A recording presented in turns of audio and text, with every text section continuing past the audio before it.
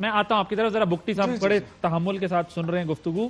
بگٹی صاحب دونوں سوال آپ کے پاس. ایک تو یہ کہ جو وزیر اعظم نے کہا، خود ابھی شوکت یوسف زئی صاحب بھی کہہ رہے، کہتے ہیں یہ تو کامیڈی کی ہے انہوں نے، اس پر ظاہر ہے ہم سب اپنی الگ الگ رائے ضرور رکھتے ہیں معاملے پر، لیکن وہ معاملہ اتنا سنجیدہ تھا کہ وہ بڑے ہائیسٹ لیول پر ٹیک اپ کیا گیا. بٹ وزیر اعظم تھنکس کہ یہ کامیڈی ہے، اور اپوزیشن کی پارٹیز جو بھی کہیں، خود پی ٹی آئی کے لوگ بھی یہ کہہ رہے ہیں کہ یہ سب ڈرامہ رچایا تھا، دیکھیں کیا کیا کچھ اس میں انہوں نے ڈھونگ رچایا.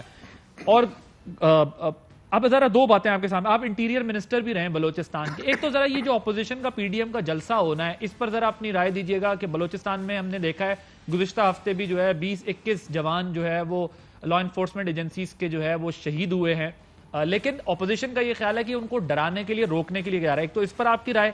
دوسرا اس معاملے پر بھی جو ہم ابھی ڈسکس کر رہے ہیں کہ یہ معاملہ سنجیدگی کا ہے یا نہیں ہے، آئی جی والا، یور ٹیک آن. بسم اللہ الرحمن الرحیم. عادل بھائی آپ کا بہت شکریہ، اور تمام پینلسٹ کے لیے السلام علیکم. دیکھیں بات اتنی ہے کہ یہ جو معاملہ کراچی میں ہوا ہے اس کی ہائیسٹ لیول پہ انویسٹیگیشنز ہو رہی ہے. سندھ گورنمنٹ بھی اپنی انویسٹیگیشن کر رہی ہے، اور پاکستان کی فوج کے جو کمانڈر ان چیف ہیں انہوں نے بھی حکم دے دیا ہے اس کی انکوائری کا، جس کے لیے بلاول بھٹو صاحب نے ان سے ریکویسٹ کی تھی. تو میرا خیال ہے کہ اس کو جب تک انکوائری آ نہ جائے، چیزیں سامنے آ نہ جائے، انفولڈ نہ ہو جائیں، اس پہ ڈبیٹ کرنا اتنا ضروری بھی نہیں ہے، اور میں سمجھتا ہوں اتنا امپورٹنٹ بھی نہیں ہے. لیکن ایک اور چیز پہ ڈبیٹ کرنا بہت امپورٹنٹ ہے کہ وہ جو واقعہ ہوا ہے.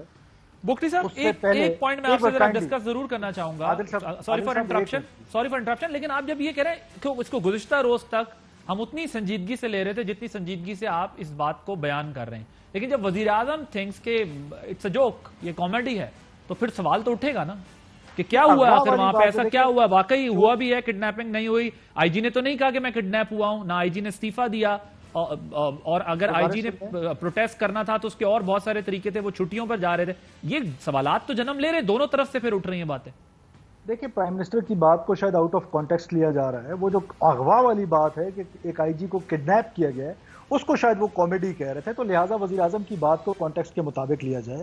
میں جس چیز کی طرف نشاندہی کر رہا ہوں، آئی جی کے اغوا سے یا کیپٹن صفدر کی گرفتاری سے بھی پہلے ایک واقعہ رونما ہوا ہے، اور وہ ہوا ہے میرے قائد کی بے حرمتی ہوئی ہے. ہمیں قائد اعظم کو سب سے زیادہ عزت دینی چاہیے، وہ ڈسکشن میں ضرور لانا چاہیے، دونوں کو علیحدہ نہ رکھیں، نمبر 1.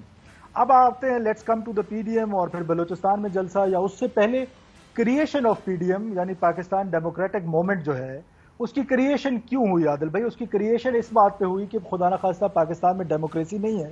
اور ڈیموکریسی کیسے نہیں ہے کہ اگر الیکشنز انجینئرڈ ہے، اسی بنیاد پر کوئی مہنگائی پہ ایجیٹیشن نہیں کر رہی ہیں، یا ہماری پولیٹیکل پارٹیز کسی اور ایشو پہ نہیں کر رہی ہیں، وہ اسی بنیاد پہ سب اکٹھے ہوئے ہیں کہ یہ جو 2018 میں الیکشنز ہوئے ہیں یہ انجینئرڈ ہیں. اب کچھ سنجیدہ سوالات یہاں جنم لیتے ہیں عادل صاحب. اگر یہ کے پی میں انجینئرڈ ہیں، پنجاب میں انجینئرڈ ہیں، تو سندھ میں کیسے انجینئرڈ نہیں ہے؟ اور پھر کمنگ ٹو دا بلوچستان، اب بلوچستان میں آپ خدا کے لیے سمجھنے کی کوشش کریں. میں کل بھی کہیں بیٹھ کے یہ کہہ رہا تھا کہ 4 پولیٹیکل پارٹیز ہیں جو بلوچستان میں اس پی ڈی ایم کا حصہ ہیں. نیشنل پارٹی ہے ڈاکٹر عبد المالک بلوچ صاحب کی، اختر جان کی بی این پی بینگل ہے، محمود خان اچکزئی صاحب کی پی کے میپ ہے، اور اسی طرح ایک جے یو آئی ایف ہے. ہسٹوریکلی بلوچستان میں اگر آپ دیکھیں تو یہ چاروں جماعتیں ہمیشہ آپس میں الیکشن لڑتی آئی ہیں، اور ان کے کبھی سیٹس اس کے ہو جاتے ہیں، کبھی وہ اس کو سپیس دے دیتا ہے، کبھی اس کو. تو یہ پھر انہوں نے ایک دوسرے کے خلاف یہ الیکشن انجینئرڈ کیے ہیں. تو میں سمجھتا ہوں کہ یہ جو creation of P D M ہے، الیکشن انجینئرنگ پہ ہے، تو یہ 2 بڑے سنجیدہ سوالات اٹھتے ہیں بلوچستان کے حوالے سے بھی اور وہ بھی. اب میں آپ کی سوال کی طرف آتا ہوں. یہ جو لا اینڈ آرڈر کی سچویشن ہے بلوچستان کی، دیکھیں اس میں تو کوئی 2 رائے نہیں ہے کہ بلوچستان ہمیشہ دشمن کی نظر میں رہا ہے. اب کیوں دشمن کی نظر میں رہا ہے کہ میں مثالیں دیتا ہوں کہ لشکر جھنگوی، جو جھنگ کی بنیاد پر اس کا نام لشکر جھنگوی پڑا، وہ جہاں سے بنے ہیں جھنگ سے، وہاں پر وہ شیعہ کو مسلمان سمجھتے ہیں. کوئٹہ میں آ کے شیعہ کا قتل و غارت کرتے ہیں اور شیعہ کو جو ہے وہ کافر سمجھ کے مارتے ہیں. تو کوئٹہ کی خبر بڑی ہے، اور کوئٹہ جو ہے وہ سی پیک کے حوالے سے، because this is economic future of Pakistan.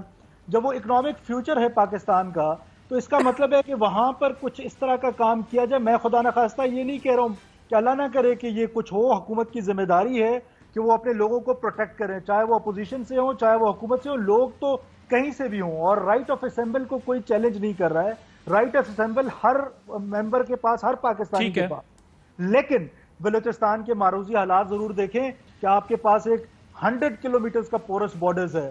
Afghanistan میں آج بھی را جو ہے اور این ڈی ایس کے ساتھ مل کے جو کاروائیاں کر رہا ہے وہ آپ کے سامنے ہے، اس میں کوئی ڈھکی چھپی بات نہیں ہے کہ ابھی گوادر میں کیا ہوا ہے.